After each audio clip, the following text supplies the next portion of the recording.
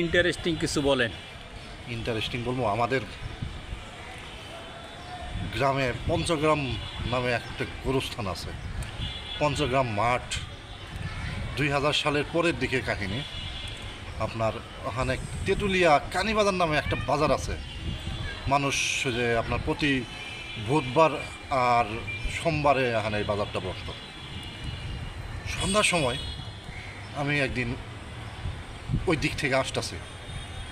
আপনার ওই গোরস্থানে আপনার অপমৃত্যুর কোনো লোকজনের উপর মাটি দেওয়া যাইত না। ঠিক কে বা কাহারা মনে করেন অপমৃত্যুর একটা মাটি দিয়ে গেছে, আপনার বস্তার ভুইরা আইসানে মাটি দিয়ে গেছে। তারপরে একটা লোক, পরিচিত একজন লোক, সে ট্রেনের সাথে বাড়ি খাইয়া মারা যায়। তারপরে আপনার এখানে মাটি দেয় এরকম 2-3 জন অপমৃত্যু, কেউ ফাঁসি, কেউ আপনার বিষ খাওয়া, মাটি দেওয়া যায়। আরে শালার, আমি সন্ধ্যার দিকে